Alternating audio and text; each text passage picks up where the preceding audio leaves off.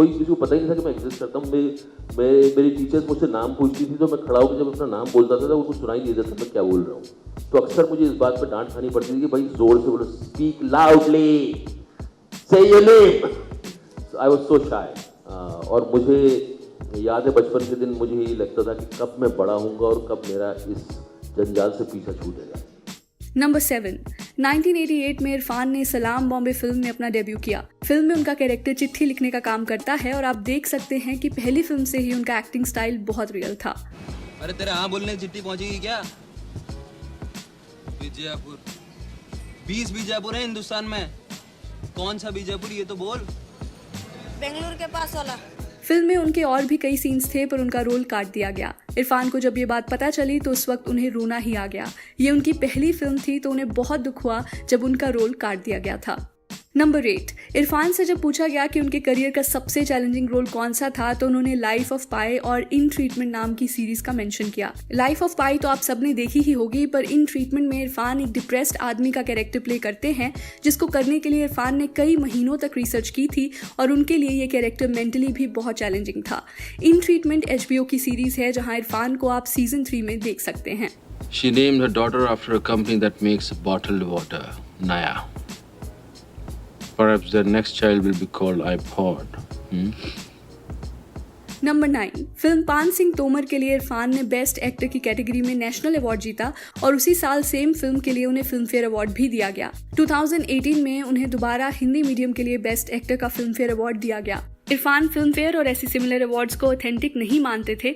उनका कहना था कि ये अवार्ड्स बड़े एक्टर्स की ईगो सेटिस्फाई करने के लिए दिए जाते हैं। मैं उनकी सिलेक्शन प्रोसेस में बिलीव नहीं करता। मेरे लिए नेशनल अवार्ड ही एक ऑथेंटिक अवार्ड है जिसको जीतने पे मुझे दिल से खुशी हुई।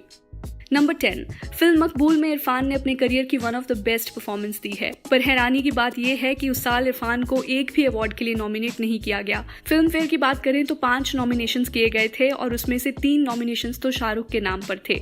शाहरुख को स्वदेश, मैं हूं ना और वीर ज़ारा के लिए नॉमिनेट किया गया और एंड में उन्होंने स्वदेश के लिए बेस्ट एक्टर का अवार्ड जीता। इंडियन अवार्ड सिस्टम सीरियसली बहुत बायस्ड है, जहां इरफान की इतनी हार्ड हिटिंग परफॉर्मेंस को एक नॉमिनेशन तक नहीं मिल पाई और वहीं शाहरुख के कॉमिक कैरेक्टर तक को उन्होंने नॉमिनेशन में डाला हुआ था। नंबर 11, इरफान इंडिया के पहले एक्टर हैं जिनकी 2 फिल्म्स ने ऑस्कर जीता है। पहली थी 2008 में रिलीज हुई स्लमडॉग मिलियनेयर और दूसरी थी 2012 की द लाइफ ऑफ पाई। दोनों ही फिल्म के डायरेक्टर्स ने ऑस्कर जीता था। नंबर 12, इरफान को क्रिस्टोफर नोलन की फिल्म इंटरस्टेलर में भी एक साइंटिस्ट का रोल ऑफर किया गया था, पर मेकर्स की डिमांड थी कि उन्हें 3-4 महीने US में रहना होगा। इरफान को ये कंडीशन सही नहीं लगी क्योंकि इंडिया में वो ऑलरेडी द लंच बॉक्स और D-Day साइन कर चुके थे और दोनों ही फिल्म्स उनके लिए जरूरी थी। इसलिए इरफान ने इंटरस्टेलर को रिजेक्ट कर दिया और वापस इंडिया आकर उन्होंने लंच बॉक्स और D-Day की शूटिंग को पूरा किया। Number 13, national school of drama में पढ़ने के लिए इरफान को जयपुर छोड़ के जाना था, जो उनकी मदर को सही नहीं लगा। वो चाहती थी कि वो जयपुर में ही रहें और वहीं कोई काम ढूंढ लें।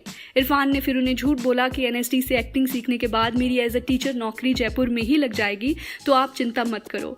इरफान अपनी मदर से बहुत क्लोज थे और एक्टर बनने के बाद भी वो उन्हें अपनी फिल्म्स दिखाने स्पेशली जयपुर जाया करते थे। नंबर 14, इरफान इसके बाद NSD गए और वहां भी उन्होंने एक झूठ बोला। NSD में एडमिशन लेने के लिए आपको 10 थिएटर प्लेस का एक्सपीरियंस चाहिए होता है, तो इरफान ने ये सभी सर्टिफिकेट्स डुप्लीकेट बनाकर अपने इंटरव्यू में शो किए और किसी को भी कोई शक नहीं हुआ। और फिर NSD वालों को मैंने झूठ बोला कि मैंने 10 नाटक किए हैं और मैं सिनेमा से मेरा कोई लेना देना नहीं है, मैं नाटक करूंगा, नाटक सीखूंगा और फिर नाटक ही करूंगा बस। तो ये मेरे झूठ थे, लेकिन मेरे लिए लाजमी था, वो ज़रूरी था बोल। नंबर 15, 1994 में आई टीवी सीरियल चंद्रकांता से इरफान को पॉपुलैरिटी मिलना शुरू हुई, जहां उन्होंने सोमनाथ का कैरेक्टर प्ले किया था। कुछ एपिसोड्स के बाद उनके कैरेक्टर को मार दिया गया, पर ऑडियंस की डिमांड इतनी थी कि उन्हें दोबारा शो में वापस लाया गया।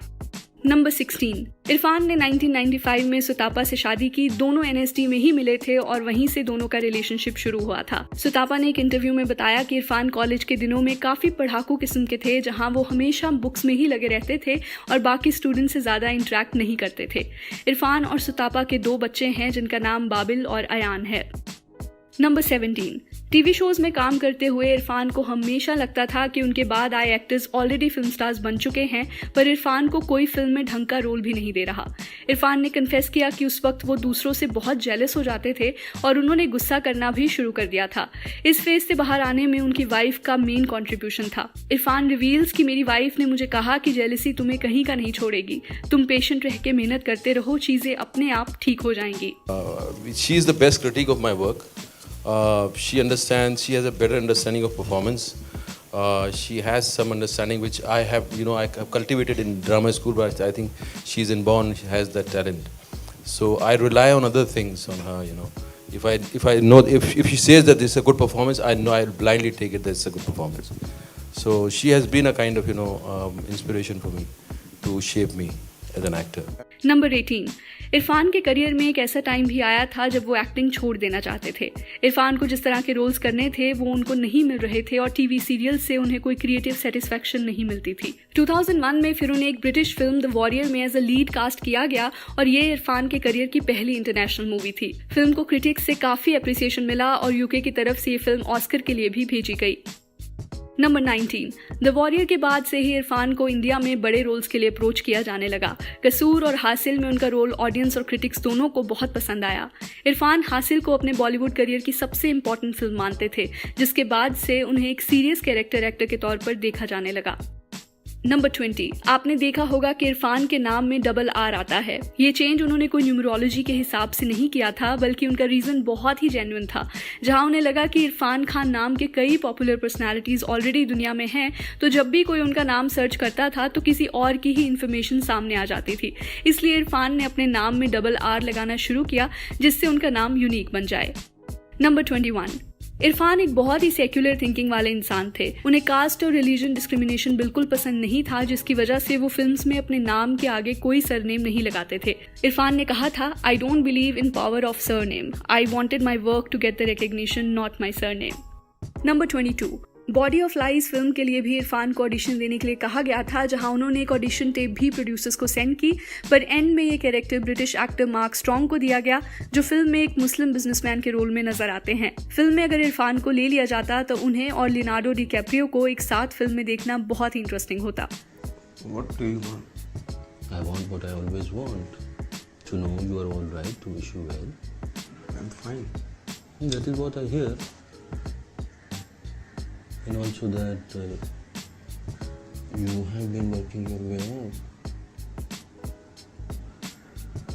No, sorry to say,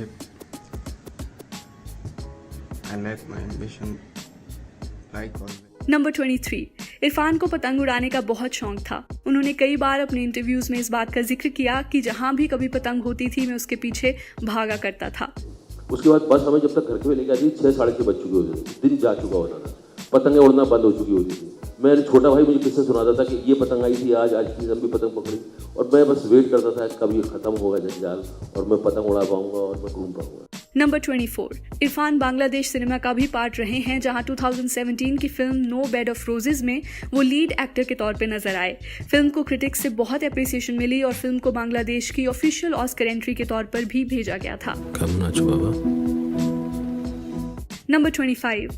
बहुत हैरानी की बात है कि पूरे करियर में इरफान अनुराग कश्यप के साथ काम नहीं कर पाए। अपने ट्रिब्यूट मैसेज में अनुराग ने बताया कि ऐसा 3 बार हुआ कि वो इरफान को फिल्म में कास्ट करना चाहते थे, पर कभी ऑफिशियली ऐसा नहीं हो पाया। ब्लैक फ्राइडे में भी इरफान का एक इम्पॉर्टेंट रोल था, पर फिल्म की शूटिंग और प्रोडक्शंस में काफ़ी इश्यूज आए थे, जिसकी वजह से इरफान इस फिल्म का पार्ट नहीं बन पाए। नंबर 26। इरफान के फेवरेट एक्टर्स की बात करें तो नसीरुद्दीन शाह, दिलीप कुमार और ओम पुरी की एक्टिंग उन्हें सबसे ज़्यादा पसंद थी। नंबर 27। इरफान बचपन में क्रिकेटर बनना चाहते थे और कई लोकल टूर्नामेंट्स में वो जयपुर की तरफ से खेले भी हैं।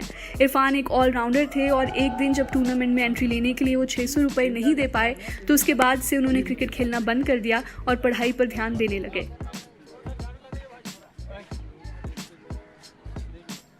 नंबर 28। उनकी टीनेज के दिनों की बात करें तो इरफान को किसी ने कह दिया कि वो मिथुन चक्रवर्ती जैसे दिखते हैं। इस कॉम्प्लीमेंट को सुन के इरफान को लगा कि शायद वो भी फिल्मों में जा सकते हैं। मिथुन उन दिनों एक नए एक्टर थे जिन्हें एक्लेम्ड डायरेक्टर मृणाल सेन ने गांव में स्पॉट किया और वहीं से उन्होंने मिथुन को फिल्म में कास्ट कर लिया था। मिथुन की स्टोरी से इरफान बहुत इंप्रेस हुए और उन दिनों वो मिथुन का स्टाइल कॉपी भी किया करते थे। नंबर 29, उनके वर्स्ट एक्टिंग परफॉर्मेंस की बात करें तो शायद 2002 में आई धुंध द फॉग नाम की फिल्म से बेकार एक्टिंग उन्होंने शायद ही कहीं की होगी। ये एक बी ग्रेड हॉरर फिल्म थी जो इरफान ने उस वक्त साइन की जब उन्हें ज्यादा रोल्स ऑफर नहीं किए जा रहे थे। तुम इस बार ब्यूटी कॉन्टेस्ट में हिस्सा नहीं लोगी। ब्यूटी कॉन्टेस्ट में हिस्सा नहीं लूंगी। Beauty contest?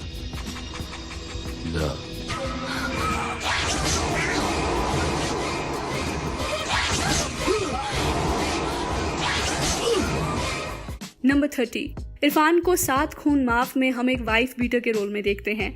ये कैरेक्टर उन्हें बिल्कुल भी पसंद नहीं आया, पर विशाल भारद्वाज के साथ दोबारा काम करने की अपॉर्चुनिटी वो मिस नहीं करना चाहते थे, इसलिए कैरेक्टर नापसंद होते हुए भी उन्होंने फिल्म को साइन कर लिया था। नंबर 31, इरफान रोडीज सीजन 7 का भी पार्ट रहे हैं, जहां सीजन के इजिप्ट शूट के दौरान इरफान को एज अ गेस्ट बुलाया गया था जो कंटेस्टेंट्स को एक टास्क चैलेंज करते हैं। नंबर 32, इरफान को हॉलीवुड फिल्म द मार्शियन में भी एक रोल ऑफर किया गया था, पर वो ऑलरेडी इंडिया में पीकू फिल्म को साइन कर चुके थे, तो उन्होंने द मार्शियन जैसी बिग बजट फिल्म को मना कर दिया। नंबर 33, द अमेजिंग स्पाइडरमैन के डायरेक्टर मार्क वेब इरफान की द नेमसेक फिल्म देखकर इतना इंप्रेस हुए कि उन्होंने इरफान को स्पाइडरमैन में कास्ट करने का मन बना लिया। इरफान के लिए ये रोल बहुत छोटा था, पर मार्क ने जिस तरह से इरफान से बात की और उनसे पूरी फिल्म का आइडिया शेयर किया, तो इससे इरफान को लगा कि उन्हें ये फिल्म साइन कर लेनी चाहिए। इसके अलावा इरफान के दोनों बेटे स्पाइडरमैन के फैन थे, तो उन्हें लगा कि फिल्म को साइन करना एक विन विन सिचुएशन के जैसा होगा। नंबर 34, स्लमडॉग मिलियनेयर की जब डैनी बॉयल कास्टिंग कर रहे थे तो उन्हें स्पेसिफिकली कहा गया था कि अगर इंडिया में मूवी बन रही है तो इरफान खान को आप किसी न किसी कैरेक्टर के लिए जरूर लेना। स्लमडॉग में इरफान एक इंस्पेक्टर के रोल में नजर आए और डैनी उनकी एक्टिंग से बहुत इंप्रेस हुए।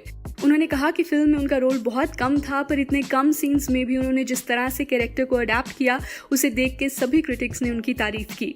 Number 35, film Road to Ladakh के लिए इरफान खान ने कोई भी एक्टिंग फी चार्ज नहीं की थी। फिल्म के डायरेक्टर अश्विन कुमार की ये पहली फिल्म थी जो उन्होंने अपने फिल्म स्कूल की फीस से बनाई थी, तो इरफान ने उनका पैशन देखते हुए फिल्म के लिए कोई पैसे डिमांड नहीं किए।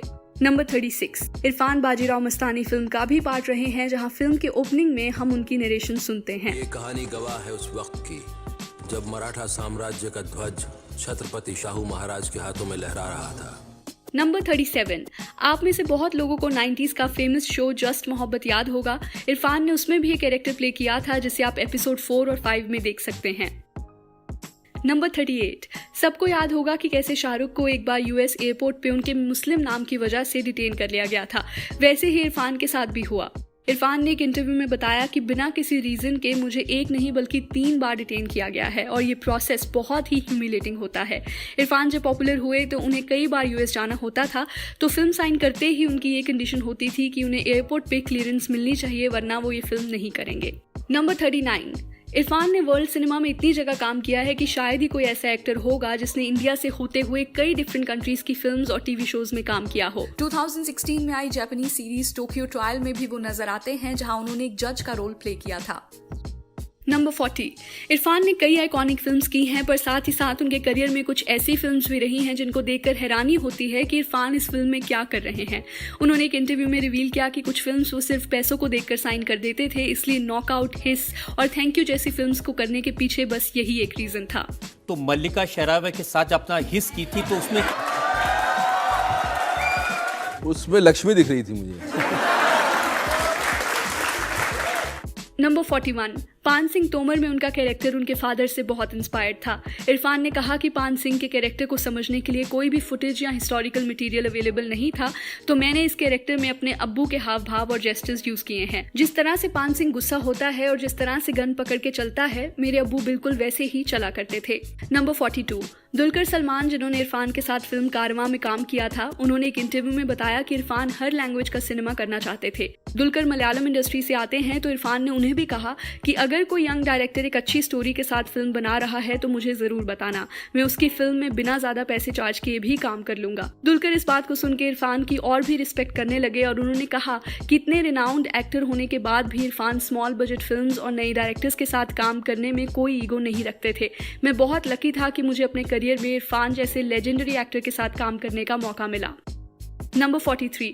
अगर आपको मकबूल में इरफान और पंकज कपूर की स्क्रीन प्रेजेंस पसंद आई हो तो आपको एक डॉक्टर की मौत जरूर देखनी चाहिए। दोनों एक्टर्स इस फिल्म में साथ नजर आते हैं, जहां पंकज कपूर का कैरेक्टर एक डॉक्टर का रोल प्ले करता है जो लेप्रेसी की बीमारी का इलाज ढूंढ लेता है। इरफान फिल्म में पंकज के साथ काम करने वाले जूनियर डॉक्टर का रोल प्ले करते हैं जो पंकज के साथ हमेशा सपोर्ट में खड़ा रहता है। नंबर 44। फिल्म जुरासिक वर्ल्ड में हम इरफान को एक CEO का रोल प्ले करते हुए देखते हैं जिसके अंदर पूरा जुरासिक पार्क आता है। फिल्म में ये कैरेक्टर काफी इंपॉर्टेंट था और इसको लेगो गेम में भी अडेप्ट किया गया। इरफान पहले इंडियन एक्टर हैं जिनके कैरेक्टर की लेगो गेम बनाई गई है और उन्होंने इस गेम के लिए अपनी आवाज भी दी थी। I got my license. Okay. Now show me my new dinosaur. Number 45। Irfan ने अपने करियर में एक सीरियल किलर का भी कैरेक्टर प्ले किया है। ये रोल उन्होंने 1995 के टीवी शो डर में किया था जिसमें के मेनन एक डिटेक्टिव के रोल में नजर आते हैं।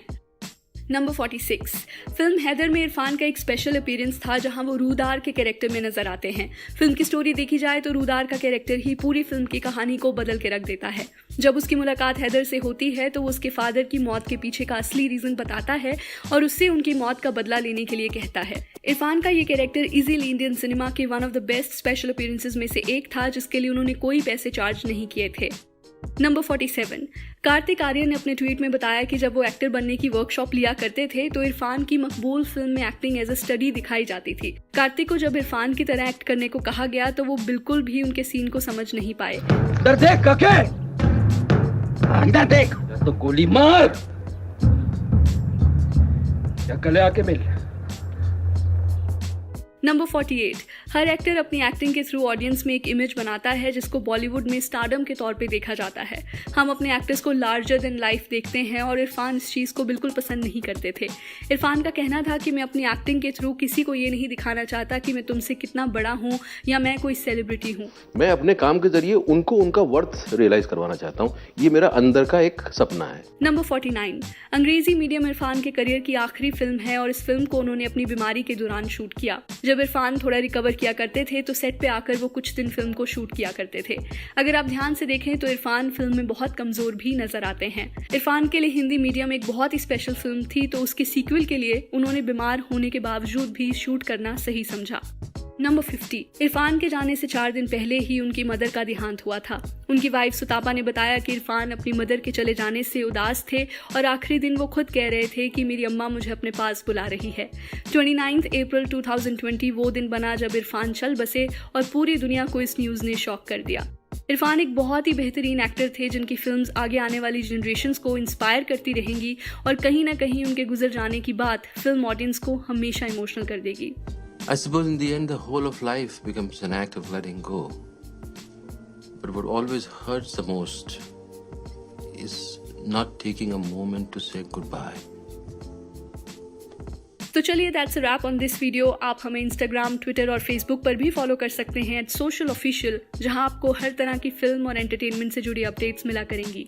ऐसी और भी इंटरेस्टिंग वीडियोस के लिए देखते रहिए सोशल, हर उस चीज़ के लिए